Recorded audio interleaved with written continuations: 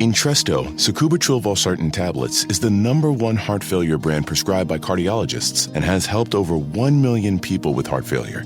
It's a prescription medicine that treats adults with long-lasting chronic heart failure and works better when the heart cannot pump a normal amount of blood to the body. Don't take Entresto if pregnant. It can cause harm or death to an unborn baby. Don't take Entresto with an ACE inhibitor or aliskiren, or if you've had angioedema with an ACE or ARB. Don't take with aliskiren or within 36 hours of taking an ACE inhibitor. The most serious side effects are angioedema, low blood pressure, kidney problems, or high blood potassium. Angioedema is swelling of your face, lips, tongue, and throat that may cause death. If it causes difficulty breathing, get emergency help. Ask your doctor about Entresto. To learn more, visit support.entresto.com or call 833-446-6699. For pricing, visit Entresto.com/cost. If you can't afford your medication, Novartis may be able to help.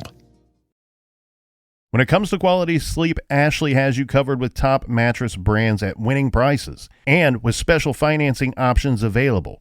You can snooze now and pay later. Plus, your mattress purchase helps give the gift of better sleep to children in need and U.S. Special Operations Forces. Visit your local Ashley store or shop online today and make every snooze count. Financing is subject to credit approval. See store or ashley.com for details.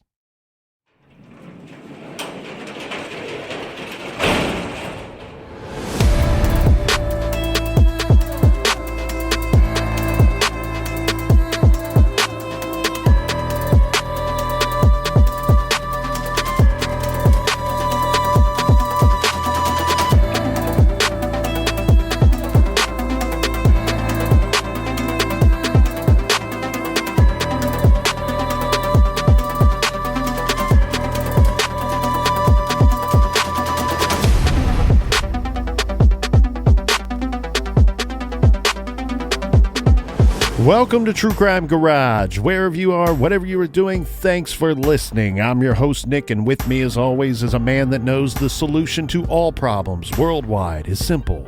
It's Pure Rock Fury. Ladies and gentlemen, here is the captain. Yeah, Pure Rock Fury and a little hip-hop anonymous. It's good to be seen and good to see you. Thanks for listening. Thanks for telling a friend.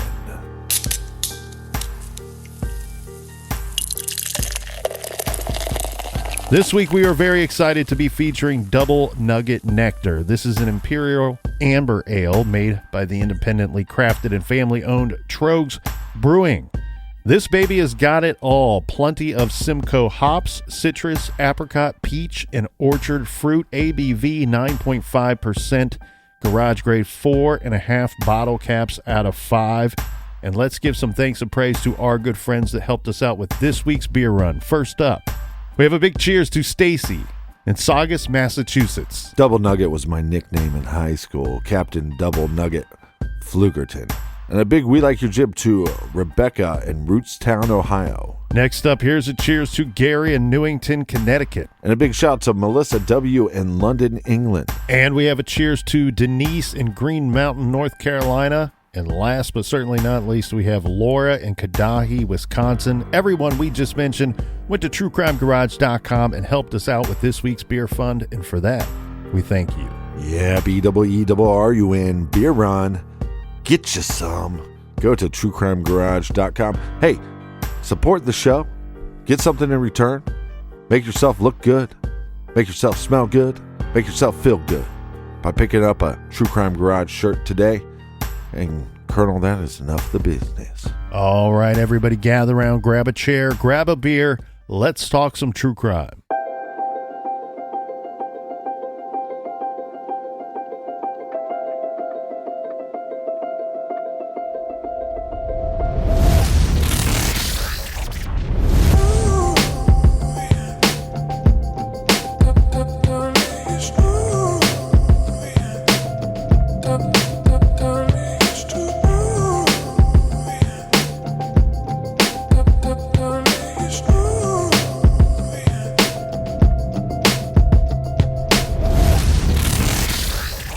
In early January of 1990, the Messenger Enquirer reported the following, with the headline at the top of page 1, announcing victim of brutal murder discovered.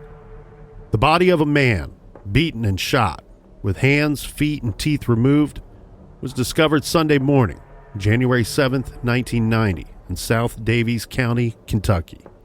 The public affairs officer for Kentucky State Police says, quote, "It's absolutely a case of foul play, and whoever did this attempted to obscure the identity of the body. They didn't want any fingerprints or any identification from dental records. It appears that was deliberate. One trooper with over 15 years' experience with the force described it as the most brutal murder he has seen. The Daviess County coroner was at the scene, and judging from a preliminary inspection, said of the body, it appears the victim was shot at least twice and severely beaten on the chest and head with a blunt instrument. He said that there were no tattoos or identifying marks on the body. The unidentified victim was described as being white, 25 to 35 years old, 125 to 140 pounds, about 5 feet 7 inches tall, with collar-length brown hair. Kentucky State Police said a cadaver dog, trained to find bodies, will be brought in to search the area for the victim's body parts, but would not say whether anything besides the body was found at the scene. Police have no suspects, he said. Police were urging anyone who may have seen anything unusual or know of a missing person meeting the description of the victim to call the state police or the sheriff's department. They would be keeping all calls confidential, they said, adding that the description of the victim will be sent to law enforcement agencies across the country. There is a great quote that sums it up nicely by one of the officers in charge of the scene. When asked to comment on the murder, the body recovery scene, and the situation as a whole, he simply said, "It's bizarre." The Kentucky State Police said that they would be pursuing all of the possibilities. And, quote, "It may just be a brutal murder, or it could be a sophisticated type situation, but it is kind of an unusual situation." This is True Crime Garage.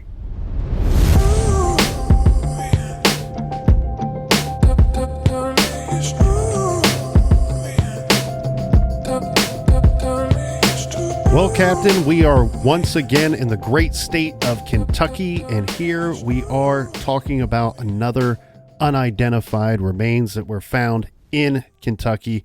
And I want to take it a step further than what we did in the trailer. So what you heard in the trailer there, everyone, is kind of pieces from the first article that ever came out about this case.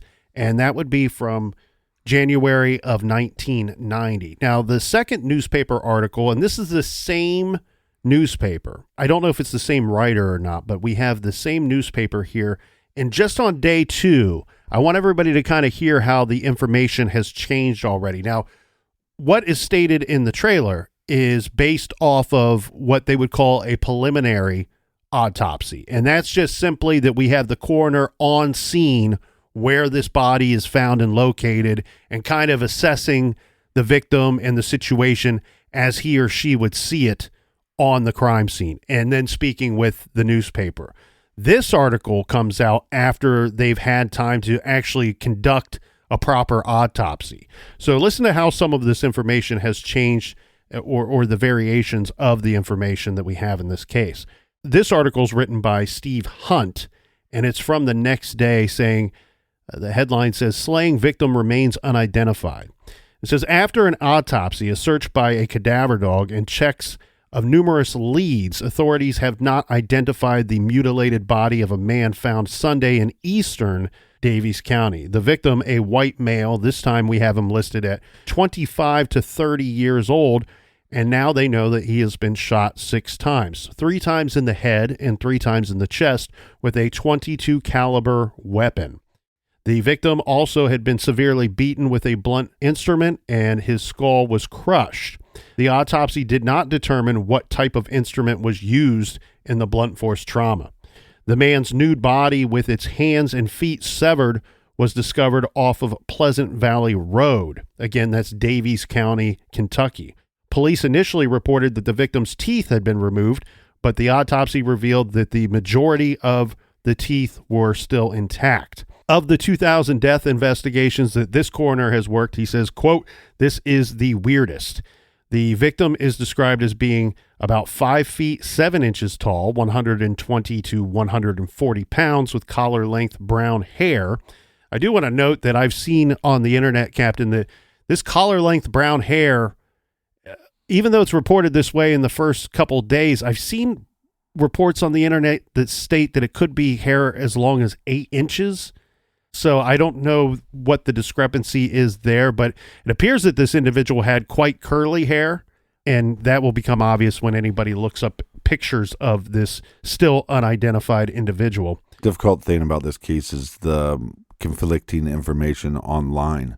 Yes. But when they say this is the weirdest case, I mean, to me, it's brutal and maybe possibly leans to more than one attacker because how much damage was done to this individual. And I think that the suspicions that you have and that I have really kind of echo what the officer was saying at the crime scene, at the body recovery scene that very first day, where he says, look, this just might be another brutal murder, or it could be something far more sophisticated. Right. We just don't know at this time because we've not been able to identify this victim. The article goes on to say, and this is the coroner's words, saying that the victim's hands had been cut off at the wrist and the feet cut off at the ankles, and they were unable to determine the instrument or what instrument was used to amputate the hands and feet. By amputating the hands, you're eliminating one of the identifiers, but by leaving the teeth, then you could get identification through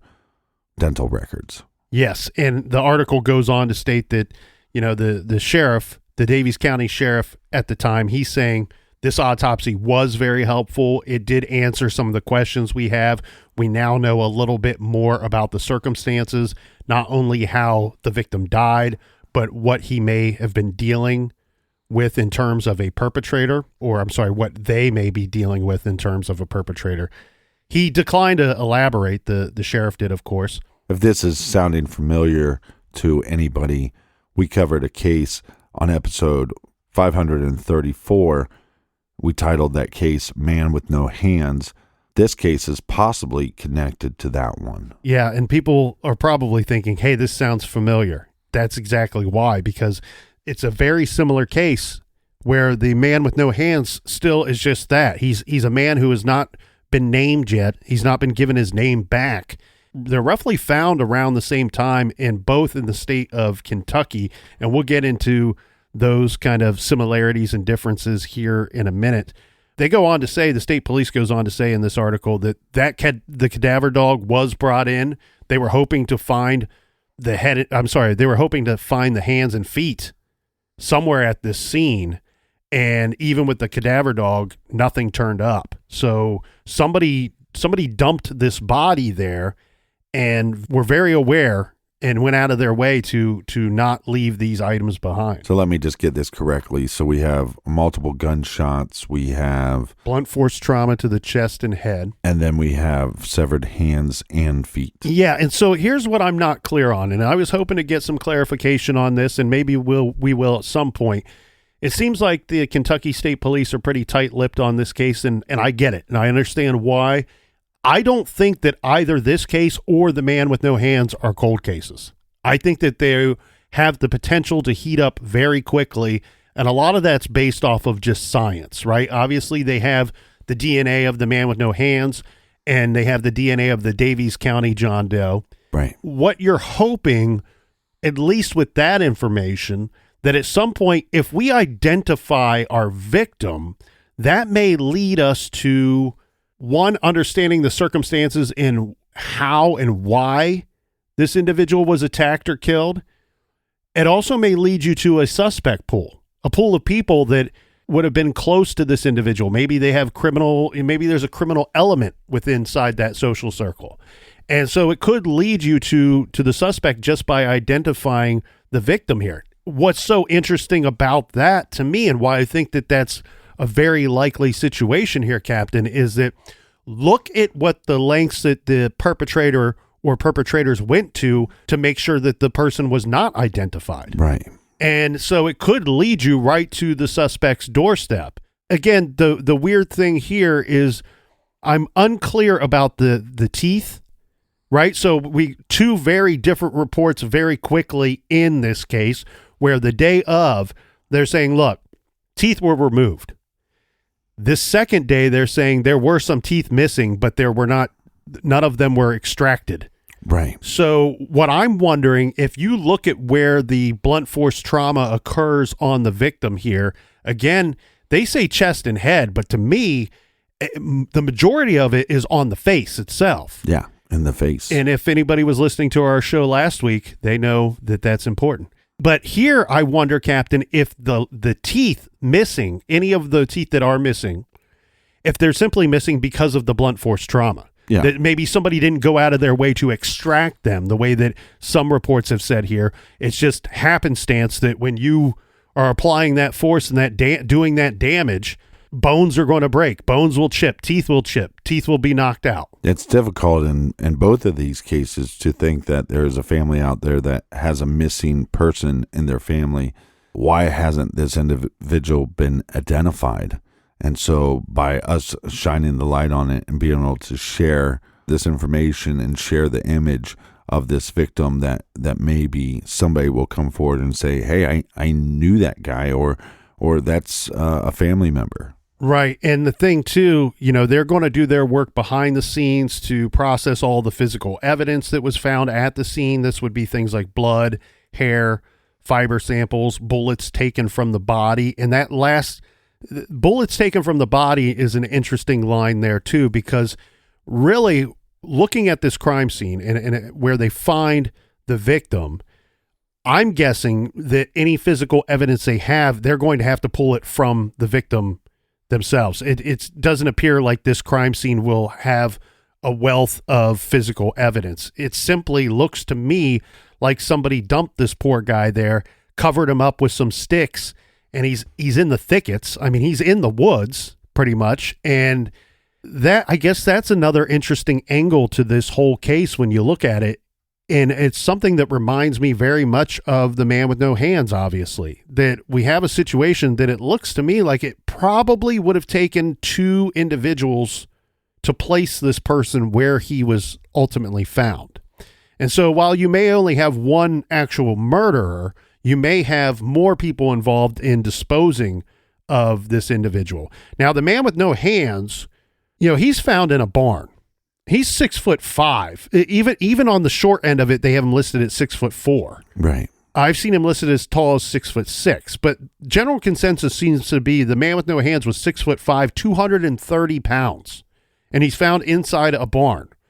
Unless you had some tools or something to help you move that person, that's going to require two people to place him here.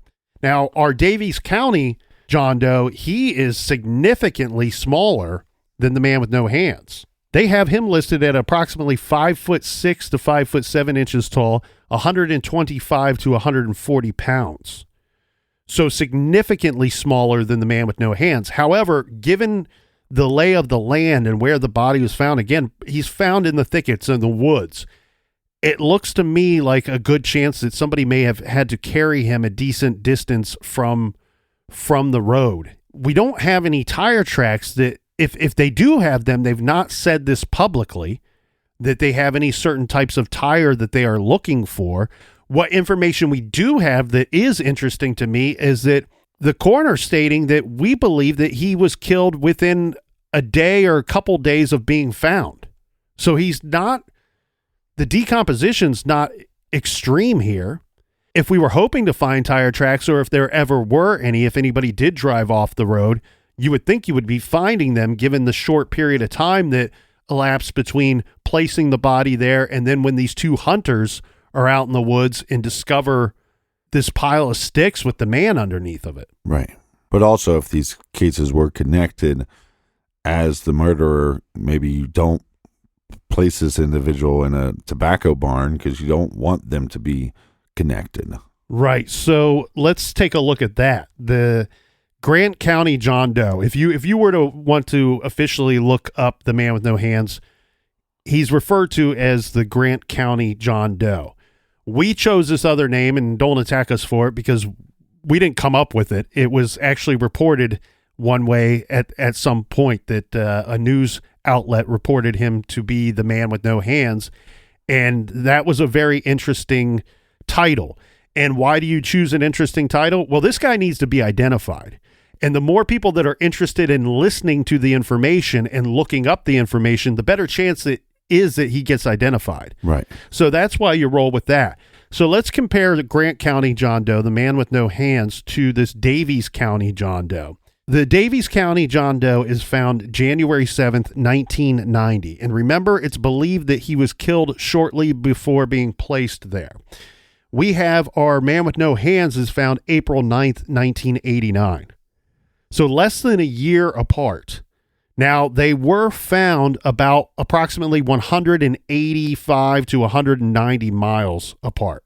When they're asked about how bizarre this Daviess County John Doe case and situation is, you can almost see it. You can almost see it if you're reading between the lines of their words, where they're like, yeah, this is pretty unusual. This is very unusual.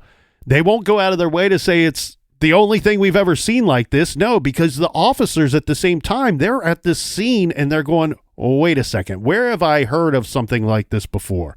Oh, it was in our state and it happened less than a year ago, where the hands were removed of another victim.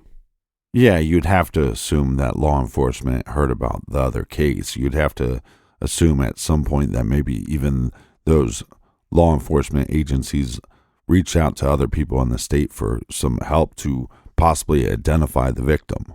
Well, and in both cases here, Captain, we got the state police that are called in immediately. Right. So it's technically belongs to the same agency. You just have different posts that have these jurisdiction or will be actively working a particular case. But let's refresh the memories of the beautiful listeners out there. So when we're talking about the man with no hands, again, that was an episode we did last year, November of 2021, episode number 534. The very basic general summary of the case.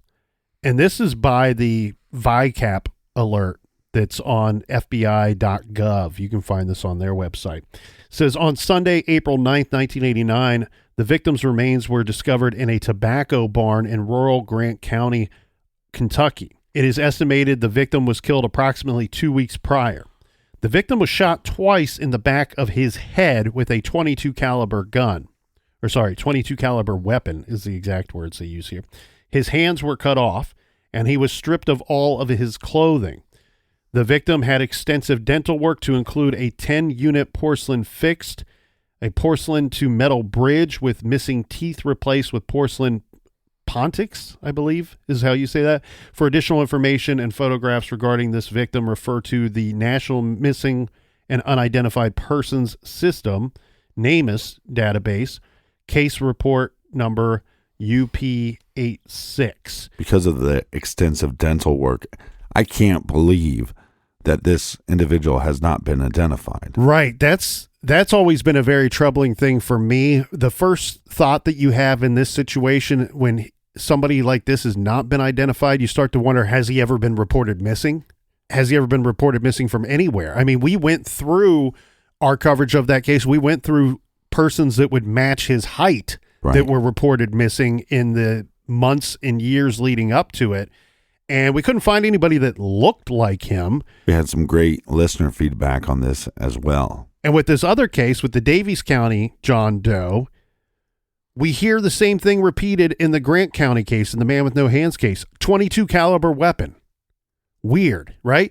Well, I know that that's a pretty common caliber to use, and we often will cite that on many cases that we've covered here in the garage. But interesting that the body's disposed of in a very similar fashion, and so much so that we're talking 30 years later, neither of these individuals have been identified still to this day, and in both cases, the same caliber of weapon is used. In the man with no hands case, shot in the back of the head, that seems execution style to me, with the Daviess County, John Doe, I mean, it does seem a little different, right? I mean, we have the blunt force trauma along with 6 gunshots. So a little bit different in that situation, but we have the same caliber. The first thing I'm doing if I'm law enforcement is I'm doing a ballistic test to see if those bullets match the same gun as the first victim. Exactly. And the other thing that makes this really interesting here too, Captain, is unfortunately 32 years later, neither of these individuals identified yet. But the work that Kentucky State Police have done on both of these cases, they've done a lot of hard, good work on these cases.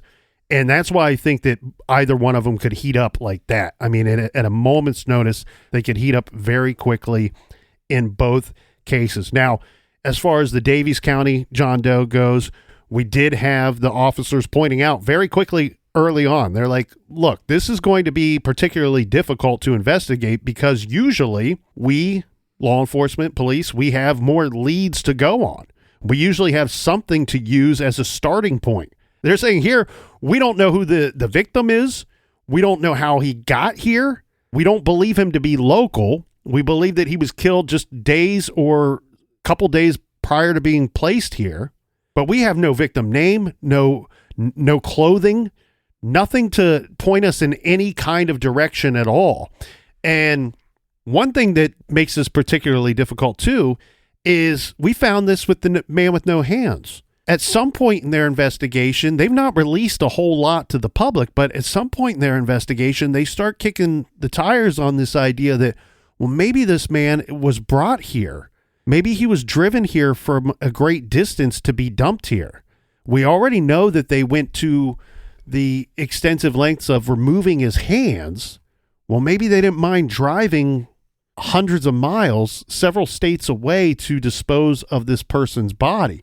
Now, in the Daviess County John Doe situation, they point out that the victim had a, quote, farmer's tan. Well, he's found in January in northern Kentucky. In fact, this is, I've never been to Daviess County, but it's directly below the Indiana border, state line there.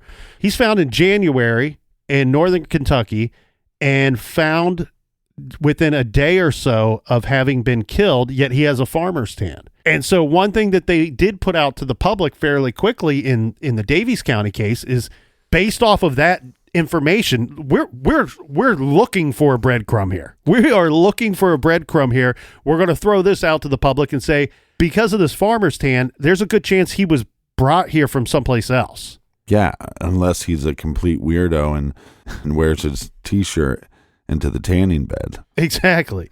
So that throws a whole nother wrench into this situation. And we do know that they were putting out the victim's description across the country. They were looking for anybody that would vaguely match the description of this man. This is also a tricky situation, I think, for law enforcement, because if you do identify his family, does this put his family, either one of the victims, does it put their family in harm's way?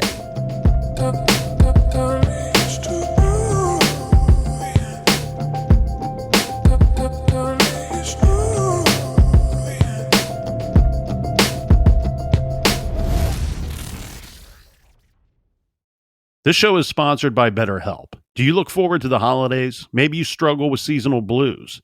This time of year can be a lot, and it's natural to feel some sadness or even anxiety about it. But adding something new and positive to your life can counteract some of those feelings. Therapy can be a bright spot, something to look forward to make you feel grounded, and to give you the tools to manage everything going on. If you're thinking of starting therapy, give BetterHelp a try. It's entirely online, designed to be convenient, flexible, and suited to your schedule. Just fill out a brief questionnaire to get matched with a licensed therapist and switch therapists at any time for no additional charge.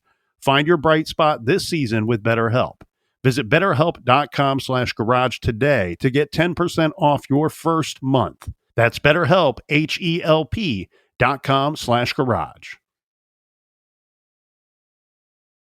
Entresto, sacubitril valsartan tablets, is the #1 heart failure brand prescribed by cardiologists and has helped over 1 million people with heart failure.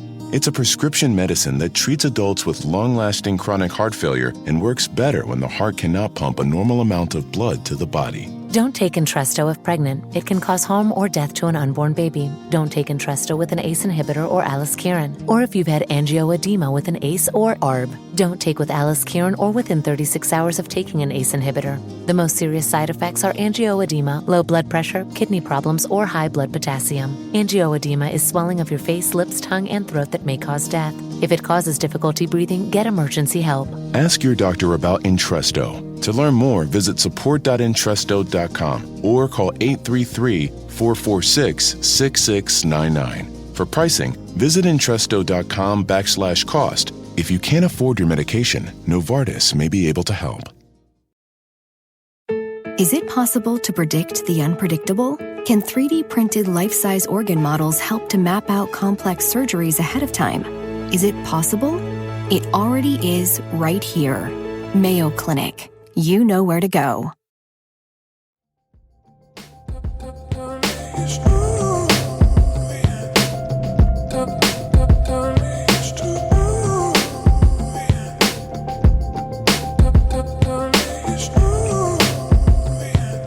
All right, we are back to the windows, to the walls.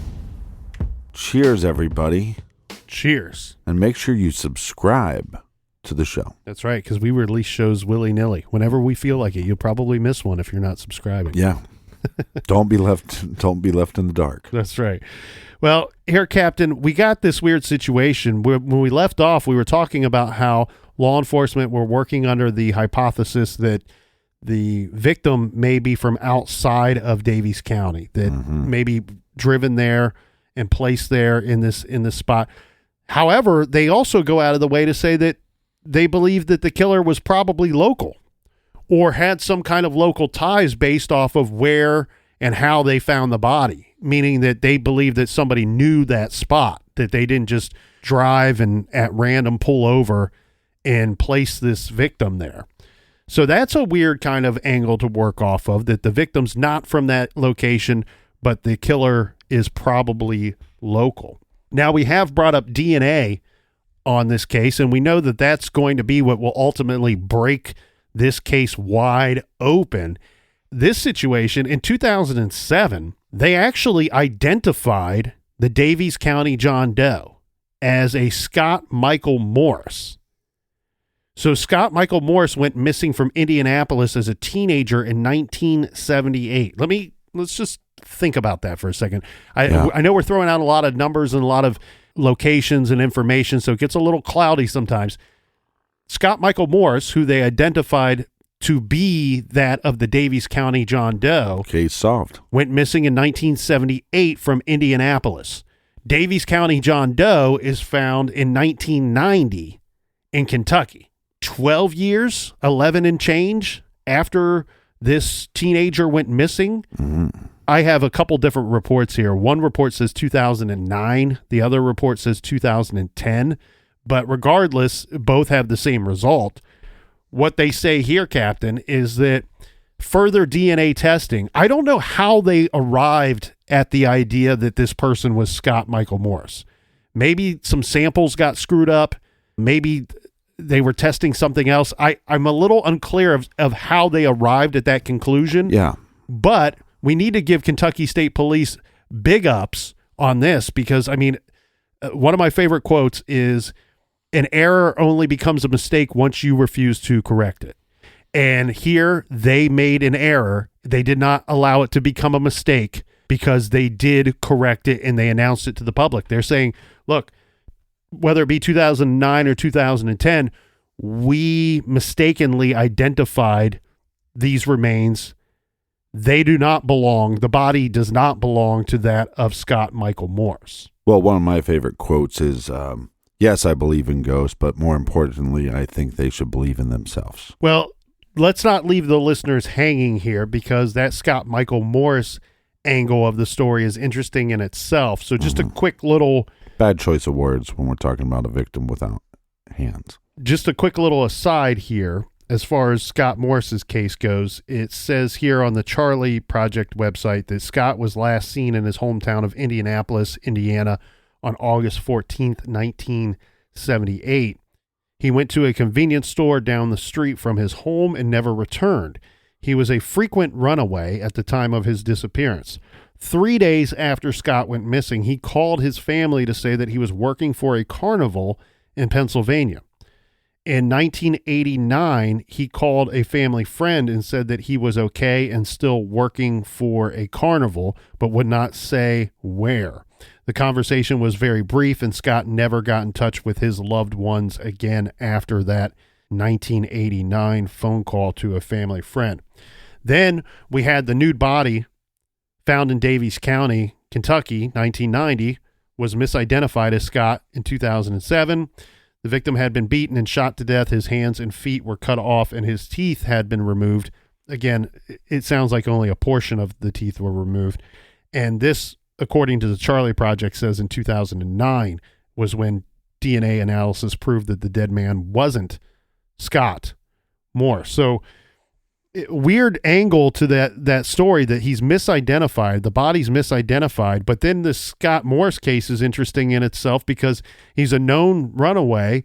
He called a couple times to let his family know that he was alive. In fact, the second call comes in 11 years after he goes missing. At that point, he's not a runaway. Right. He's never gotten in touch with his family again after 1989.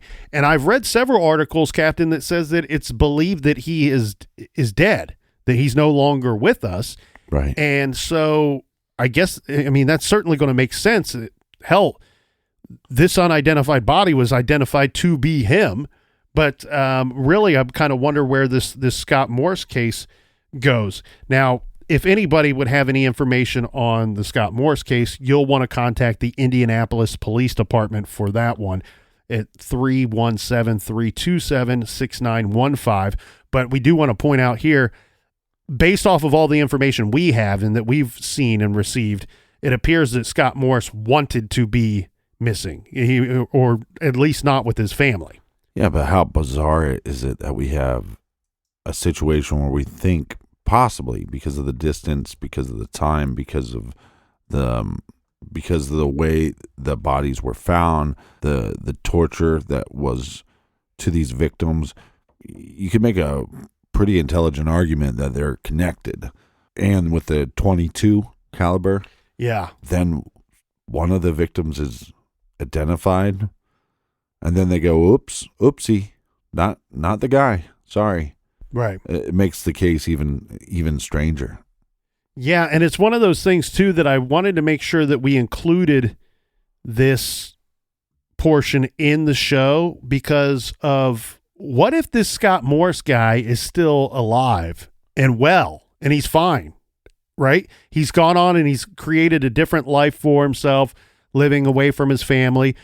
We don't know why he left, but obviously it's obvious that he did not want to be with his family for whatever reason. But at the same time, as the story goes, he reaches out at least on 2 occasions to go out of his way to let them know, hey, I'm fine. Nothing terrible has happened to me. I wonder if this Scott Morris guy is still out there, if they're wrong, that he's not dead. Has this information that he was identified as this body that was discovered in Kentucky, if this information has just not reached his eyes or ears for some reason. Because you have to wonder if he went out of his way twice to let family know, hey, I'm alive and well. Right. That if this information had reached him, you would think he would reach out one more time and say, nope, that's not me. I'm not the guy that they found in Kentucky. But he's not done that. And maybe that's what they're basing off their statement of, well, we believe for whatever reason that Scott Morris is now deceased. Yeah, or strange that there's no follow-up coming from law enforcement. They're the ones that made the mistake. You think maybe at some point they go, oh, well, we did further testing and we actually think we're wrong. And on top of that, we actually know what happened to Scott. So I do want to make sure that we discuss the discrepancy in the general information in this case, just so that if this were to hit the right listeners' ears, that they don't go, oh, they're not talking about a case that I know about. So rather than we do not know what the exact information is, what the most correct information is, because we can only base it off of the very limited information that has been released by the Kentucky State Police. Now, we have it reported multiple ways from different sources, so we're just going to kind of give it all to you, and you can sift through and find what you believe to, or what is in fact the case here. But this individual is still unidentified. It's been 32 years. He's a male that was found in Owensboro, Kentucky. The age range is weird to me, Captain, because I've seen it fluctuate quite a bit. It seems to be a very fluid situation with this man's age, where he was listed at 20 to 30 years old. Then at some point he's listed 25 to 30, which is a nice tight window. I like a smaller window, so we're more specific here. But now, as it sits 32 years later, the most common information you will find is that this individual is estimated to have been 25 to approximately 40 years of age at the time of his murder. He is Caucasian, and here again, you're going to see a wide swing in the potential height of this individual, where they have him as short as 5 foot and as tall as 5'7". And I know that the information that we read at the top of the hour was different, 5'6" or 5'7", but as it sits today, most of the information that you find out there will have him listed between 5 foot and 5'7". Weight seems to be pretty spot on. They seem to be pretty convinced about the weight. Everywhere I've looked, it's all very similar, saying 125 to possibly 140 pounds. Right. Now, this particular website here has the post-mortem interval listed at a little bit longer than what we've reported so far, which they have it listed as 36 hours to possibly up to 7 days that he was killed before being found. I'm going to go with, I really like what I was hearing from the coroner within that first week, right? That first week, the coroner's words always were, we believe he was only there for a couple days, or had been killed a couple of days before he was found by the two rabbit hunters. Well, and I'm not trying to be silly here, but it'd be tough to give a exact height because he is missing his feet. Right. And we don't know, because I don't think the coroner, I don't think they released this information on where did the severing of the feet happen. Did it happen at the ankle? Did it happen a little bit higher? We're not really for sure. The early information was the ankles, but again, that's not something that's like repeated over and over again. So when you see that and you read that, you go, okay, well, I'll add that to my notes and hopefully I get confirmation of that later. And you don't. You just don't get confirmation of it later. Right. Well, somebody knows something in either one of these cases. And again, I couldn't even fault an individual if you knew something and maybe you knew more of how and why they died. You might feel like you're going to put yourself in danger. Yeah, and while we're on the topic of misidentification, we should also point out that very early on in the case, and I'm sure the police hate that this didn't work out, because it appears that they had or received some good tip early on in the investigation.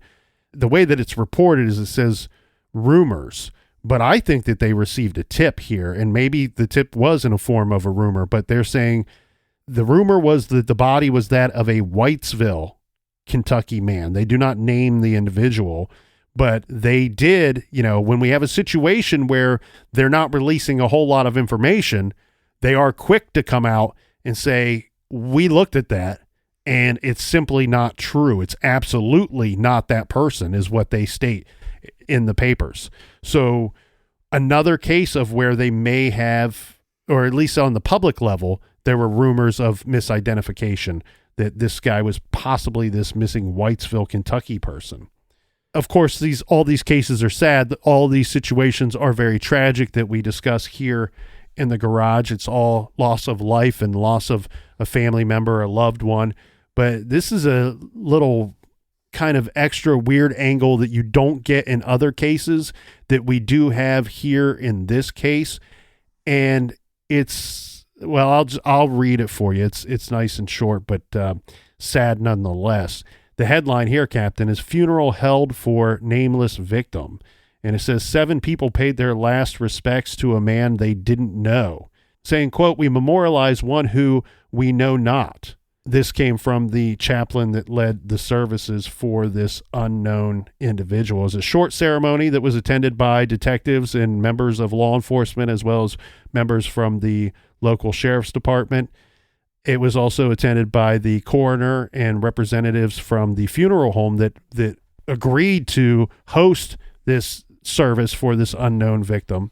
Yeah. And it's just kind of sad. You know, you see these people that went out of their way and had big hearts and heavy hearts and went to this service for an individual that they have never known, may never know in their lifetime. It's been 32 years and he's not been identified, but kudos to those people that went and paid their respects to memorialize this victim of a very brutal murder, very violent murder. Yeah, I'll be lucky to have 7 individuals show up at my funeral. I'm going to show up with one of those Michael Scott fake heads on my right shoulder, so that so 2 will count as 2. I'll sign the book as 2 different people. Well, maybe 3 people will show up.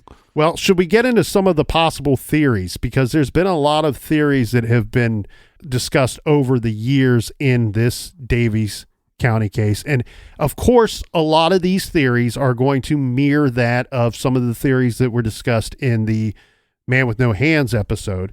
I'll read off the list to you and we kind of can go through them one at a time. There was a theory that it was a satanic ritual. And this is weird because this is rumored to have been reported that way by law enforcement. So I don't want to just throw that out there and everybody goes, well, we've heard that a bazillion times. This might be something different. It might be something a little more concrete. A hate crime, a revenge killing, a mob killing, a serial killer, and then I wrote down one of my own, which I know you will share in this idea too, probably here, 2 perpetrators, 2 or more perpetrators as a theory. And I base that simply off of the difficulty of getting the body from however they transported it to the actual physical location where it was ultimately found. But let's circle back to the top of that list there, and we'll start off with the satanic ritual. That's very interesting to me, but I also want to throw this out there too. Look at the time frame. Look at the time period that when this body was found. And with the amputation, with the removal of the hands and feet, it's not uncommon for people to speculate that this could be something satanic.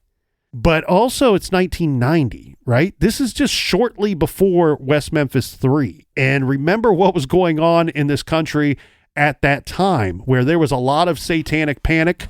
Yes. There was a lot of that going on that started, goes in the 80s and throughout a lot of the 90s, especially when you're talking about crimes that were to be committed by young adults or teenagers. I don't know that anybody's expecting or suspecting young adults or teenagers to be the perpetrator or perpetrators of this crime, but it's always been reported that that was an angle that police were working, or that they had stated that at some point.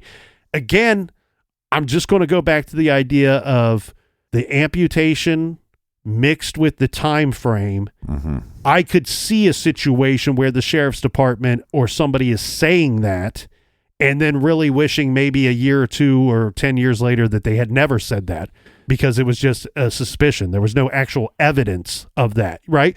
You would think that they would have found something at the scene to indicate satanic ritual, which maybe they did. I mean, they've been tight-lipped about this case for 32 years. Yeah, could you real quickly remind me of the exact wording that he said, law enforcement said about this case is weird? Did they say weird or bizarre? Yeah, the one officer summed it up simply by saying it's bizarre. The other officer stated that, look, this could be just another brutal murder, or it could be a part of something that's much more sophisticated. Yeah, so again, I find that statement, those terms, I find that bizarre, because to me it's like, this is brutal. This is gruesome. This is violent. These are the terms that I would be using when somebody starts saying, well, this is bizarre or this is weird. It starts making you question what else was found at the scene, or what other markings are on that victim's body that we don't know. So one thing that we've not reported yet that is a very interesting angle in this case is that seminal fluid was found on the victim, and it did not belong to the victim. So the weird angle that provides us is this weird situation of two things. And this kind of goes to the hate crime theory. So it's reported two different ways everywhere you go, that it's suspected that this individual had some type of homosexual encounter just before being killed. And then other places it's reported as that he was sexually assaulted and then killed. Which of course, are two very, very different things. Which also leans to the idea of a hate crime. Right. So if he himself were homosexual, then people are going, okay, well, maybe this was some type of hate crime. But then you have the complete opposite of that would say maybe he was raped or sexually assaulted before being killed. So he didn't have a choice in the matter. Right. So it's all very bizarre where you think that one element right there, if they are able to decipher, if they are able to figure out the very big difference between those two, if they have evidence strongly supporting one over the other, I think that's stuff that should be released. That's stuff that should have been released 30 some years ago if they could determine it back then, because we're talking about a completely different type of perpetrator in that regard. Well, this is stuff of nightmares. I mean, yes. If you're not getting up and locking your door right now, you don't have a door.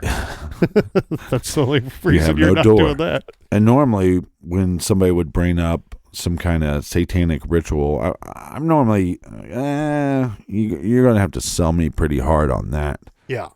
But because we've been duped by that before. Right. Maybe not us personally, but at least the public has been fooled by that dozens of times. Yeah. Fool me once, shame on you. Fool me never again. Is it possible that some wackadoos are out there praying to some golden goat and they decide that there's this ritual where we're going to take a victim and rape them and torture them and then dispose of the body? There's a lot of wackos out there. I mean, we got almost 600 episodes to prove that point. And the thing with the sexual assault, with the rape, that also would lead me down another avenue of potential serial killer. Right. Because, and I only am throwing that out there. Especially at that time. Yes. And we're seeing where there's another victim that's disposed of in a very similar way and around the same time period, less than a year between the two. So the difficult thing here with these theories is that you don't have really a lot of information to point you in one direction specifically. You have a few different good ideas to work off of with these different theories, but nothing that will point you in a very specific direction. That kind of leaves us with the idea of two other possibilities here on our theories list, Captain. One being a revenge killing and the other being some type of mob killing. Yeah, maybe not mob, but some kind of organized crime. See, this is what happens when you don't pay your debts off for gambling or whatever. Or you did something to upset somebody in the mob, that you did something against one of their family members, maybe this, we don't know that the Daviess County John Doe was a good person himself. We've not identified him yet to figure out what this guy was up to before getting killed. Right. And we always hear in these stories, oh, the colonel, he was the nicest guy in the world. Nobody would ever want to hurt him. Lies. Well, I'm telling you, lies. The problem here is we know in the Daviess County John Doe case, at least one individual wanted to hurt him. At least one individual wanted to hurt him too. So, and we know there's at least one individual that wants to hurt you. There's a line, man. At least one. With the mob thing, usually I'm quick to kind of look away from that. But when I'm comparing notes here on the Daviess County John Doe and the man with no hands, I really feel like there might be a little something more to that, and a little more weight that we should apply to that possible theory, because it wouldn't be terribly far to transport somebody to Kentucky from the greater Chicago area. And there's mob ties to every big city in this country. The other thing too, I think this was brought up when we discussed the man with no hands. There's people outside of Kentucky don't know a whole lot about this angle, but there was a very vicious group that was active years ago, decades ago in that general area. And they were called the Cornbread Mafia, which sounds like a funny name, but yeah, read up on them and you won't be laughing very long. But one angle that I do want to point out here, this kind of reminds me, let's pretend here for a minute, Captain, that these two cases are connected. Okay. My guess here is if we went into the history of other states to find unidentified individuals, we might find cases that are somewhat similar to these two. Kind of where I'm going with this is it makes me think of Richard Kuklinski. And I'm not saying that Richard Kuklinski killed either of these individuals. What I'm saying simply is that watch the Iceman tapes. This is one of the documentaries that we discussed years ago. You know, every year or every so often we pick our favorite true crime documentaries and create those lists. And I think it was the first time that we discussed this, Captain. One of the documentaries on my list was the Iceman tapes. And the Iceman tapes is originally from 1992, I believe. Right. So, of course, he's locked up. I'm not saying that he had any involvement. But the thing that you picked up on with Richard Kuklinski was he's a guy that he's working in organized crime, and he is the hitman. Well, why is he the hitman? Because this is the type of dude that if somebody wasn't paying him to kill people, he probably would be doing it for fun. Right. He is the psychopath in that group, in that criminal element, in that group. He's the guy that they know, go to him because he doesn't have a problem offing these people. And then the other thing, too, is he talks about how he would dispose of these bodies and something very simple, right? Keep it simple, stupid. One thing that he pointed out there, he's like, look, I often use this method to kill an individual, but I also used this method over and over again to dispose of the individuals. Well, why did you continue to use that method to dispose of the individuals? And he said he looked at the interviewer like they had two heads, like they're a moron. He says, he looks like at him and goes, Michael Scott. because it worked. Yeah. It worked. When I did it and it worked the first time, when they had trouble identifying my victim or didn't find him for months or even years, I just went, okay, next time I off somebody, I'm going to use that same method because it works. One of the things that I think about in both of these cases, maybe they're severing the hands not to get rid of that identifier, but to make a statement. Because back in the day, if you stole something, they would cut your hands off or cut a hand off or chop your fingers off. So maybe that act of this crime is actually more to send a message to people. Yeah, it's very interesting to me, and I think you might be onto something there, Captain, because we have other identifiers that were not, they didn't go to other measures to keep Right. this person unidentified, right? With the man with no hands, he's got extensive dental work. Extensive dental work. Say that 3 times fast. I will try. Somebody could have taken that stuff, removed those items to make it so he couldn't be identified, remove the head. If you were really dead set on making these individuals not identified at all, there are other extremes that you could go to. But whoever killed and then disposed of these individuals didn't go to those other lengths for whatever reason. They didn't take those other precautions, if you will. But they did remove the hands in both situations. And the other thing too, like I got to thinking about they went out of their way to remove the feet of the Daviess County John Doe. But I don't ever remember a case of an individual being identified by their feet. Right. Right? I mean, you're leaving his DNA because obviously his whole body, the rest of his body is there. The feet thing really makes me wonder what was up with the feet. Why go out of your way to remove the feet? Well, if we go back to the original idea that a lot of these steps were taken to prevent the identification of this victim, well, could the foot, for whatever reason, one or both of the feet have some kind of identifier maybe this individual didn't have normal looking feet. Maybe there was a tattoo on one of the feet. Maybe, you use your imagination and you can start to see a situation where that might become important. But it doesn't appear to have been important in the man with no hands case that took place in 1989. If you're a betting man, and I know you like to bet every now and then on the horse. I like when people say that. If you're a betting, well, you happen to be talking to a betting man, yeah.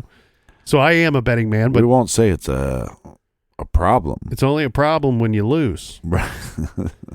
If you're a betting man, would you say that these, again, 2 weeks in a row, it's funny how this stuff works. Last week we're talking about the Boardman murder cases and if those were connected, similar time periods, similar area, similar victimology. Here the victimology seems different, but do you lean towards them being connected or not connected? I actually lean towards them being connected. And usually I didn't go into it that way, right? I didn't go into looking for reasons to connect these. And I'm going to say straight up too, that I didn't find anything that says to me 100% that they are in fact connected, but it just seems a little convenient, a little too convenient to me that, yeah, the victimology is weird. With the Daviess County John Doe, we have so little information and again, reported different ways that I don't believe that allows us to really hone in on one particular thing here to say that I think the victimology is similar or dissimilar. Because with the man with no hands, according to the VICAP alert from the FBI, his approximate age is 25. Well, that certainly fits within the age range of our Daviess County John Doe, where we're seeing the current information has him listed at age 25 to approximately 40. I have a difficult time with why that range is that there's so many years applied to how old this guy could possibly be. They're both found nude. They're both found with no hands. They're both found within a year of one another in the same state of Kentucky. And for me, there's just too many similarities for me to get past it, right? If again, yeah. You're asking me to wager on something we don't have a lot of information on. I guess if I had to go gut feeling here, I'm guessing that I would lean toward them being connected in some form. And it doesn't have to be committed by the same perpetrator, especially if we're talking about some type of mob hit or some type of criminal group. I had really suspected a drug connection with the man with no hands. And then with the Daviess County John Doe, I just feel like I don't know enough about who this person could have been to even hypothesize what led to this. Yeah, if I had to go with my gut feeling, gut and butt feeling, I would say connected. It's 8 months between the discovery of two of these bodies. Mm-hmm. And I know, yes, it's 140 miles away, so it's a big distance there, but 8 months is tough to shake. I wouldn't lean so much of a mob hit, but to me, it kind of seems serial killer in the sense of, well, I put one victim here, and then I dump another victim somewhere else, and I think if we dove in deeper to that area, probably let's say a 300-mile radius, to see if there's any other similar cases. Those individuals might have already been identified, but to see if there's anything similar, severing of the hands or severing of the feet, or the way in which the bodies were dumped. With the man with no hands case, I know that a lot of the listeners got on the blog and stated on there that one hypothesis they would have is that maybe he was an undocumented worker, someone that we just don't have information of, and that's why he remains so difficult to identify to this day. His ethnic background would have been based off of, I think this was Parabon that came out with the man with no hands, but some agency has stated that he's probably Eastern European, maybe Middle Eastern descent for the man with no hands. I've not seen any of that speculation or information in the Daviess County John Doe, but where I can offer a little bit of a little light at the end of the tunnel for both of these cases is we know one thing with the man with no hands. Obviously, they have his DNA. They're working that. They're trying to figure out if they can identify him using the DNA. I seen that last year it was reported that the DNA Doe network was actively working on the man with no hands case. It was one of, I think, 5 or 6 that they were discussing on the news at the time. And he was one that they were actively looking into. The basic report that they offered at that time was that we are getting closer to identifying him. We have not been able to get a match to an individual. And unfortunately, in his case, we've not been able to get a match that's close to an individual, meaning they've not matched up with a parent or a sibling. They said that they're basically at the speed bump of we feel like we're getting to distant cousin level with the man with no hands, but nothing close enough that we have any idea of possibly identifying him or narrowing it down to a few individuals. Now, with the Daviess County John Doe, with our case for this week, the light at the end of the tunnel with him is twofold. You have not just your victim DNA, like we have in the man with no hands case. Right. We have potential suspect DNA. And again, that's why part of me wants to go, can we clear this up? If we do know, maybe they don't know, and maybe that's why you don't want to release this information. If you don't know, it'd be irresponsible. But if they do know, if they had some way of determining this sexual assault versus consensual, well, especially if it's sexual assault, then that changes everything for me, because now that goes from a possible, friendship or romance with this other DNA that they have with the Daviess County, or it's suspect DNA. And so that's the light at the end of the tunnel in the Daviess case, that one, we could identify this individual. Possibly we have the science to do it. We're working on it. We know that they're actively working it because they misidentified him and then cleared it up. So we know that it's been active at time periods throughout the last 32 years. It's a case that's still on the minds of Kentucky State Police. They're probably still doing work on it. And so we could have a situation very soon where either they identify one, the victim himself, or the suspect in his case. And either way is a huge leap. When they were scratching the ground looking for breadcrumbs before, identifying this individual or the DNA that could lead to the suspect, huge leap, huge break in the case either way.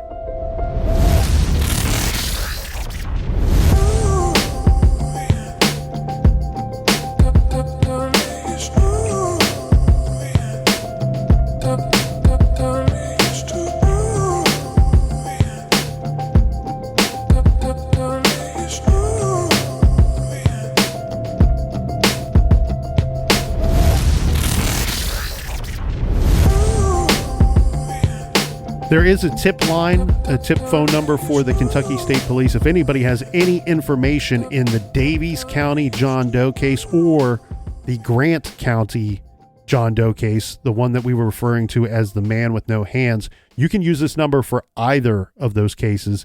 And again, this will take you to the Kentucky State Police. The number is 1-800-222-5555.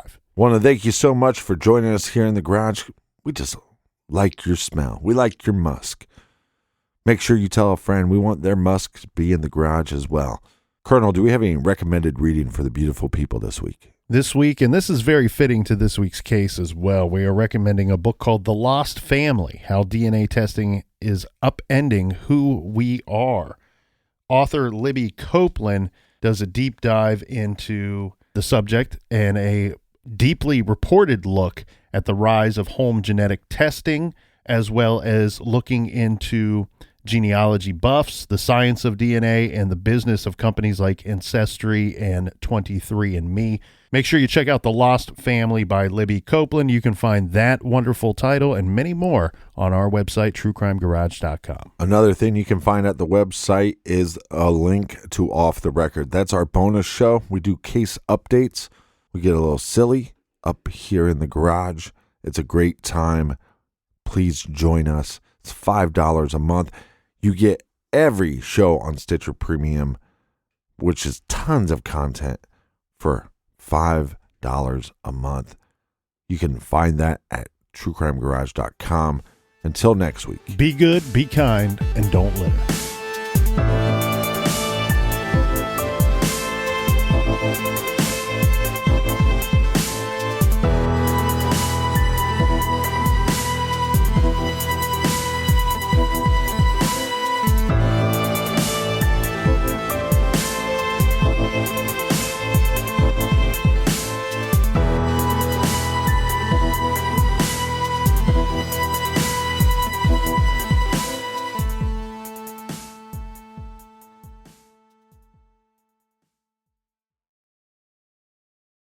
Entresto, sacubitril valsartan tablets, is the #1 heart failure brand prescribed by cardiologists and has helped over 1 million people with heart failure.